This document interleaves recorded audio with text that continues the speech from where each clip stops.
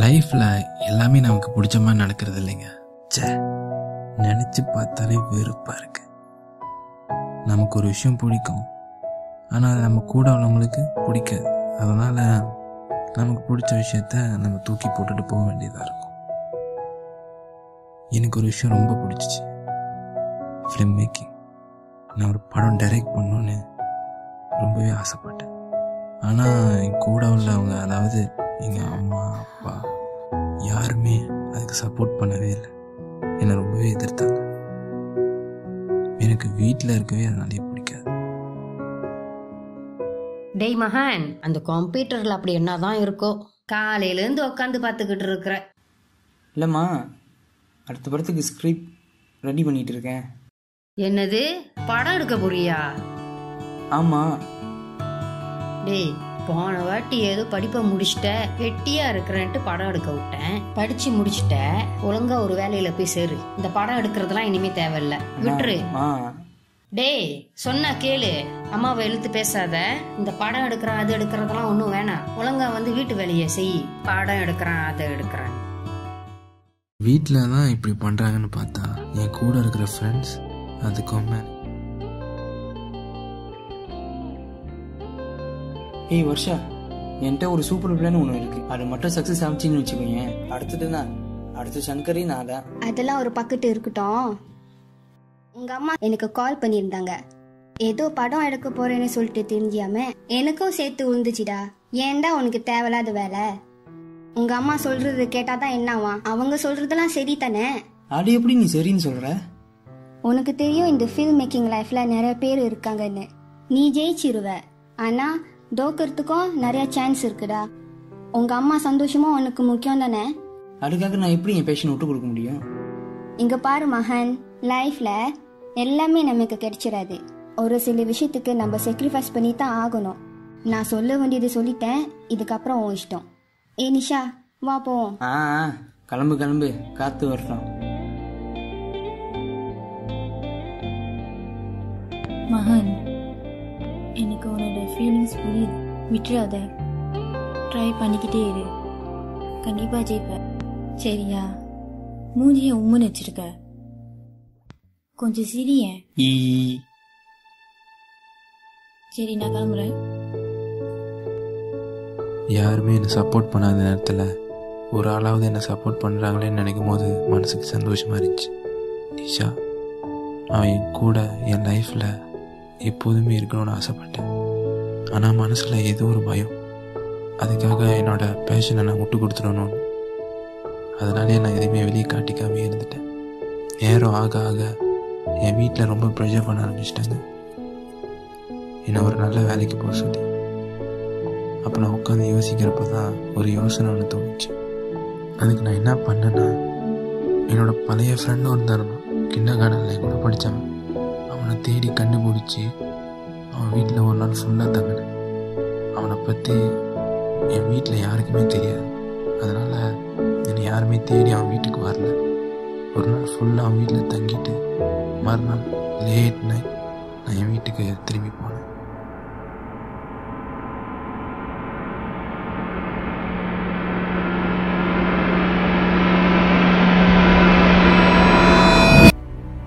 டேய் மகனே, எங்கடா போய் தொலைஞ்ச?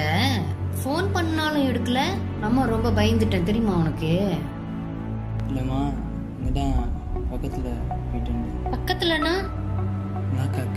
மிளாக்கால உனக்கு என்னடா வேலை? அது வேற ஒன்றும் இல்லை. உனக்கு சீக்கு முடிச்சுன்னு தெரியல? ஆமா, டைரக்டரு. அவர் தான். அவர் மிளாக்காக வந்துருந்தாருன்னு கேள்விப்பட்டேன். அதான் அவர்கிட்ட போய் என் கடையை சொல்லுவாங்க. ஆனால் அவர் பெரிய டைரக்டரில் வந்தாங்க. எத்தனை தடவடா சொல்றது, சினிமா கினிமான்ட்டு சுத்தி இருக்கிறக்காதன்னு? அதுல லைஃபே இல்லடா. இருக்குமா? ஆமாவா?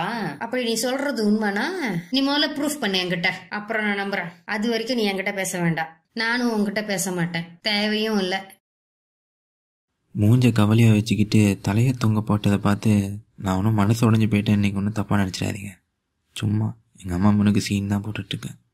என்ன தான் எங்கள் அம்மா அடித்தது லைட்டாக வலித்தாலும் நான் போட்ட பிளான் எல்லாமே சொதப்பாமல் கரெக்டாக நடக்குதுன்னு நினைக்கும் போது ரொம்ப சந்தோஷமாக இருந்துச்சு. மகன், எனக்கு தெரியும் உன்னால் முடியும்னு முடிஞ்ச வரைக்கும் போராடு. நான் எப்பவும் உன் கூட இருப்பேன். சரியா? செம்ம ஒரு ஃபீலுங்க. நான் பிளான் போட்ட மாதிரி எல்லாமே நடந்துருச்சு. எனக்கு பிடிச்ச ஒரு ஆள் என்னை இன்னமும் சப்போர்ட் பண்ணிகிட்டு இருக்காங்கன்னு நினைக்கும் போது அந்த சந்தோஷம் அப்படியே டபுள் ஆயிடுச்சு. அந்த இன்சிடெண்ட்க்கு அப்புறம் நான் வெளியே போய் நிறைய பேர்கிட்ட சான்ஸ் கேட்டேன், எப்படியாவது இந்த ஃபிலிம் மேக்கிங்கில் ஜெயிக்கணும்னு. ஆனால் யாருமே எனக்கு சான்ஸ் கொடுக்க தயாராக இல்லை. என்னடா பண்ணுறது அப்படின்னு நினச்சி கவலையாக உட்காரும்போது தான் ஒரு யோசனை ஒன்று தோணுச்சு. நிஷா பார்க்குறதுக்கு அவ்வளோ அழகாக இல்லாட்டினாலும் இல்லை, ஏதோ அழகாக இருக்காளே, அவளை வச்சு படம் எடுத்தா என்ன அப்படின்னு தோணுச்சு. ரொம்ப யோசிக்காமல் அவட்ட நேரடியாகவே கேட்டுட்டேன். அதுக்கு அவள் டக்குன்னு ஓகே சொல்லிட்டாங்க. எப்படியும் ஒரு வழியாக அவளோட ஃப்ரெண்ட்ஸ் மூலியமாக வந்த உதவியாலையும் என்னோடய ஷார்ட் ஃபிலிமை நான் முடித்தேன் அவளை வச்சு. அந்த ஷார்ட் ஃபிலிமை யூடியூப்லேயும் ஏற்றினேன். அதுக்கு ரொம்பவே சப்போர்ட்டர்ஸ் வர ஆரம்பிச்சிட்டாங்க. அந்த டைமில் தான் எனக்கு ஒரு ப்ரொடியூசர் கிட்ட படம் பண்ண சான்ஸ் கிடச்சிச்சு. அதை நான் யூஸ் பண்ணி என்னோடய பெஸ்ட்டை கொடுத்தேன். அதில் நான் ஜெயித்தேன். என்னோடய படம் எல்லாருக்குமே பிடிச்சிச்சு. அந்த சந்தோஷத்தோடு எங்கள் அம்மாவை போய் பார்க்க போனேன். எங்கள் அம்மா மூஞ்சில் அவ்வளோ ஒரு சந்தோஷம், என்னை கட்டி பிடிச்சிக்கிட்டாங்க.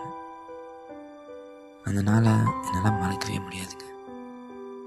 சார் என்னாச்சு சார்? இல்லை சாரி, நீங்கள் சொல்ல எனக்கு பழைய ஞாபகம்லாம் வந்துருச்சு. அதான்.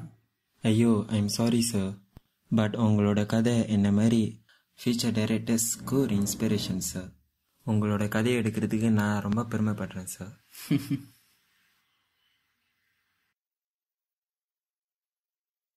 ஓகே, டைம் ஆச்சு சார், நான் கிளம்புறேன். Okay, sure. அவனுக்கு தெரிஞ்ச கதை அவன் சொன்னான். ஆனால் எனக்கு மட்டும் தெரிஞ்ச கதை ஒன்று இருக்குது, யாருக்குமே தெரியாத கதை. ஆக்சுவலி என்னோடய ஷார்ட் ஃபிலிம் வெளியானதுக்கப்புறமும் எனக்கு பெரிய சான்ஸ்லாம் அவனுக்கு கிடைக்கல. ஆனால் திடீர்னு எனக்கு ஒரு ப்ரொடியூசர்கிட்டேருந்து கால் வந்துச்சு. எனக்கு அவங்க சான்ஸ் தரேன்னு சொன்னாங்க. சந்தோஷத்தில் என்ன பண்ணுறதுன்னு தெரியாமல் நிஷாக்கு கால் பண்ணி அவளை மீட் பண்ண வர சொன்னேன். அவளும் என்கிட்ட ஏதோ முக்கியமான விஷயம் சொல்கிறதா சொன்னான்.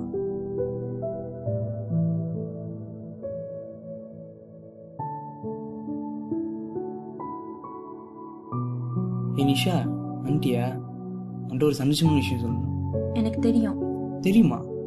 ஆமாம், உனக்கு என்ன தெரியும்? உங்களுக்கு ஒரு ப்ரொடியூசர் கிட்ட படம் பண்ண சான்ஸ் கிடைச்சிருக்கு, ரைட்டா? ஆமாம், அது எப்படி உனக்கு தெரியும்? ப்ரொடியூசர் எங்கள் அப்பாவோட ஃப்ரெண்டு தான். ஓ, அப்போ நீ எல்லாத்தையும் பண்ணுடா. எனக்காக நீ ரொம்ப பண்ணிட்டல. நான் எல்லாரும் வரைக்கும் உனக்கு எதுவுமே பண்ணதில்ல. ஆமாம், என்னமோ சொல்லணும்னு சொன்னியே முக்கியமான விஷயம். ஆமாம், ஆனால் அதுக்கு முன்னாடி நீ எனக்கு சத்தியம் பண்ணணும். சத்தியமாக செய்கிறேன், சொல்லு. இதுக்கப்புறம் என்னை பார்க்காத, பேசாத. நானும் உன்னை பார்க்க மாட்டேன். இதுக்கப்புறம் உன் லைஃப்பில் நான் இருக்கவே கூடாது. ஏன் திடீர்னு இப்படிலாம் பேசுகிற? எங்கள் அப்பாவோட ஒரு ஃப்ரெண்டு ஒரு ப்ரொடியூசர்னு எனக்கு தெரிய வந்துச்சு. அவர்கிட்ட உன்னை பற்றி நான் பேசுகிறப்ப அவர் என்கிட்ட வந்து உன்னை பண்ணு, இந்த ப்ரொடியூசர் பையனை கல்யாணம் பண்ணிக்கோ, அப்போது நான் மகனுக்கு சான்ஸ் வாங்கி தரேன்னு சொன்னார். ஓகேன்னு சொல்லிட்டேன். நீலாம் லூஸா? இதுக்கா போய் நீ உன் லைஃப்பை சாக்ரிஃபைஸ் பண்ண போற? எனக்கு என் லைஃப் விட உன் லைஃப் தான் ரொம்ப பெருசு. அதுக்காக நான் என்ன வேணாலும் பண்ணுவேன். நான் சொல்லி வேணும்னு சொல்லிட்டேன்.